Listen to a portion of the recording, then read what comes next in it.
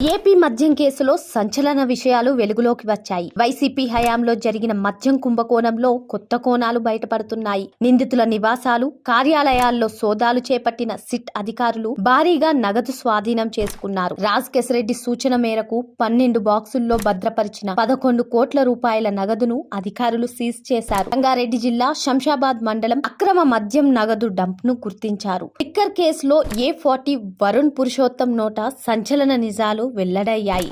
అతని వాంగ్మూలం ఆధారంగా తనిఖీలు చేపట్టిన అధికారులకు భారీగా నగదు పట్టుబడింది. నగదు సీజ్ ఘటనలో చాణక్య, వినయ్ పాత్రపైన సిట్ బృందం విచారణ చేపట్టింది. రాజ్ కెసిరెడ్డి, చాణక్య ఆదేశాల మేరకు జూన్ 2024లో వినయ్ సాయంతో వరుణ్ 11 కోట్ల రూపాయల నగదు ఉన్న 12 అట్టపెట్టెలను ఆఫీస్ ఫైళ్ల పేరుతో దాచినట్టు సిట్ అధికారులు గుర్తించారు. నిన్న దుబాయ్ నుంచి వచ్చిన వరుణ్ పురుషోత్తంను శంషాబాద్ విమానాశ్రయంలో సిట్ అధికారులు అదుపులోకి తీసుకున్నారు. ఏపీ మద్యం స్కామ్ లో రాజ్ కెసిరెడ్డి వసూళ్ల బృందంలో వరుణ్ కీలక వ్యక్తి. అతని నుంచి సిట్ అధికారులు కీలక సమాచారం రాబట్టారు. వరుణ్ పై Vijayawada court non bailable warrant కూడా జారీ చేసింది. వరుణ్ పురుషోత్తం నేరాన్ని అంగీకరించి నిజాలు బయట పెట్టడంతో లిక్కర్ స్కామ్ కి చెందిన భారీ నగదు నిల్వల విషయం వెలుగులోకి వచ్చింది.